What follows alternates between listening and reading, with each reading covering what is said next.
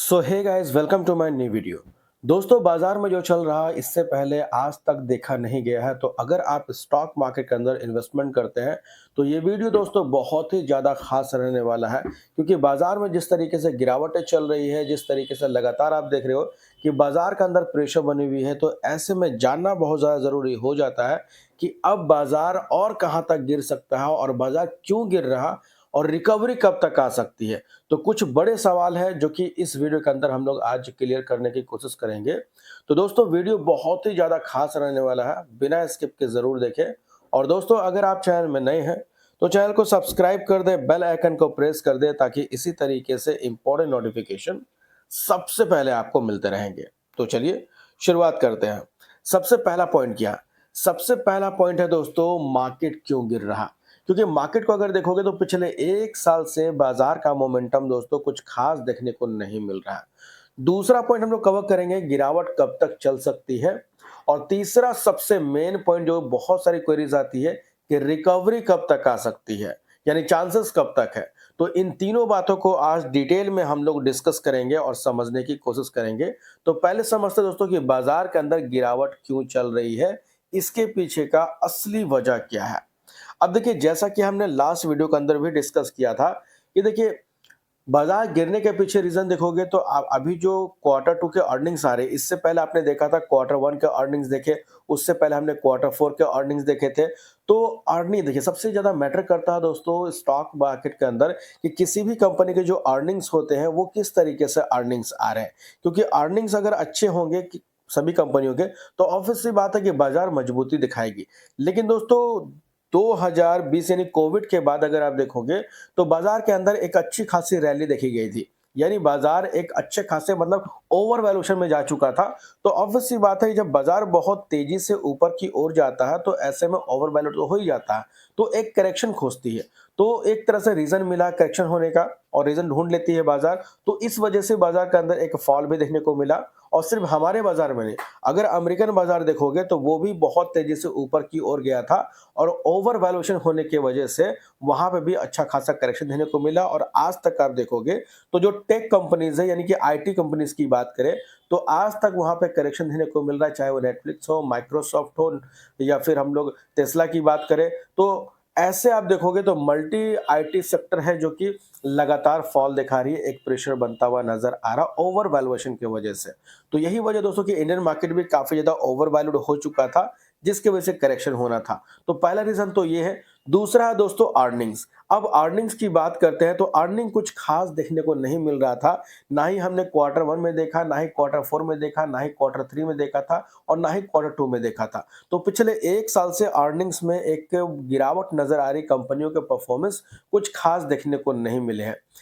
Right, तो ये एक बड़ी वजह हम बोल सकते हैं जिसके वजह से फॉल देखने को मिला है। दूसरा दोस्तों ग्लोबल क्यूज। अब ग्लोबल क्यूज जैसे मैंने बताया आपको कि अमेरिकन बाजार के कुछ अच्छे हालात देखने को नहीं मिल रहे हैं।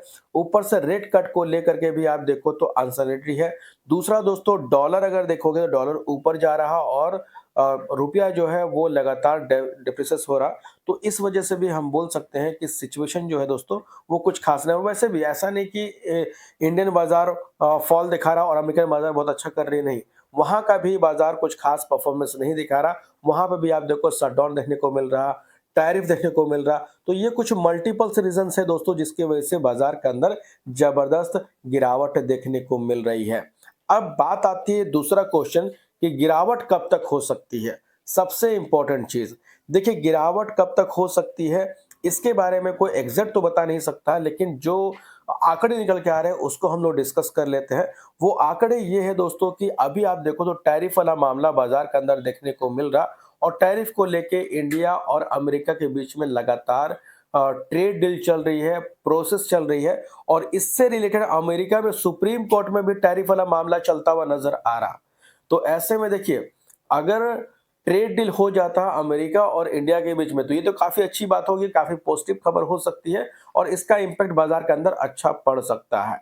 दूसरा दोस्तों, अगर अमेरिका इसको इलीगल घोषित कर देती है टैरिफ को, और इस तरह का न्यूज निकल के आती है जो कि चांसेस बहुत ज्यादा है, तो यहाँ पे भी एक अच्छी खबर निकल के आ सकती है। राइट, तो जैसे जैसे मान लो कि सिचुएशन जो है दोस्तों ये जो सुधरेगी, तो ऐसे में बाजार के अंदर बोल सकते हैं एक अच्छी रिकवरी आने के चांसेस है। तो फिलहाल अगर आप देखोगे तो बाजार में जो चीजें चल रही है अगर वो सॉर्ट आउट हो जाती है तो ये अच्छी बात हो सकती है। तो बाजार में दोस्तों एक अच्छी खबर ये निकल के आ रही है कि जो बातें चल रही, जो डील चल रही है वो बाजार के फेवर में है, राइट।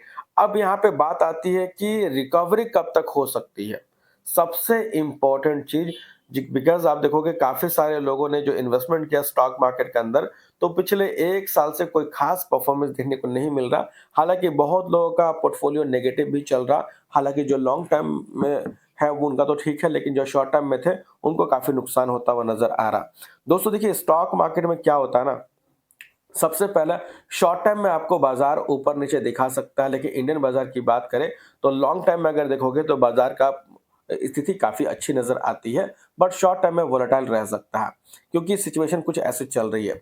लेकिन अभी अगर आप देखोगे दोस्तों तो Q2 के जो अर्निंग्स इस बार जो कंपनियां पेश कर रही है वो पहले के मुकाबले काफी अच्छा इंप्रूवमेंट नजर आ रहा है। खराब नहीं है इस बार पहले के मुकाबले काफी अच्छी रिकवरी नजर आ रही है।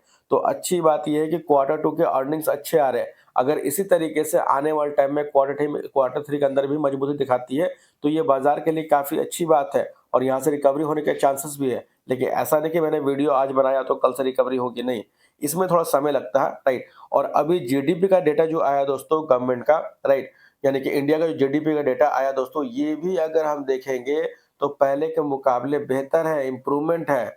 यानी कि अगर इसी तरीके से इम्प्रूवमेंट दिखाती है तो अच्छी बात हो सकती है। लेकिन अगर टैरिफ वाला मामला नहीं हटता है तो ऐसे में जीडीपी हमारा और गिर सकता है, यानी कि प्रेशर बन सकता है। तो टैरिफ पे नज़र बना के चलिए ग्लोबल न्यूज़ के ऊपर, क्योंकि अगर टैरिफ हटता है तो हमारा जो ग्रोथ है वो काफ़ी अच्छा नज़र आएगा। और स्टॉक मार्केट के अंदर इकोनॉमिक ग्रोथ अगर दिखाती है तो स्टॉक मार्केट अच्छा परफॉर्म करता है। तो यहाँ पे दोस्तों हमें नज़र बना के चलनी है। दूसरी बात है कि कल के दिन हमने देखा कि एफआईज और डीआईज दोनों की तरफ से खरीदारी देखने को मिली थी बाजार के अंदर। हालांकि पिछले काफी समय से एफआईज बिकवाली कर रही है जिसकी वजह से बाजार के अंदर प्रेशर बन रहा। लेकिन जब मार्केट की स्थिति अच्छी होगी तो ऐसे में दोस्तों एफआईज की भी लौटती होगी, यानी कि रिकवरी उनकी तरफ से भी देखने को मिल सकती है। तो फिलहाल अगर देखें तो बाजार को लेके कुछ अच्छी-अच्छी खबरें आने शुरू हो चुके हैं। तो ऐसे में अगर बाजार से रिलेटेड अगर इसी तरीके से अच्छी खबरें आती रहती है, बाजार मजबूती दिखाती है, नंबर्स वगैरह अच्छे आते हैं, एफआईज की वापसी होती है, तो ऐसे में बाजार के अंदर हमें जल्द ही एक अच्छी हरियाली नज़र आ सकती है। तो इसके अलावा दोस्तों कोई भी क्वेरीज़ हो तो आप कमेंट बॉक्स में पूछ सकते हैं। फिलहाल इन तीनों मुद्दों पे हमने बात किया।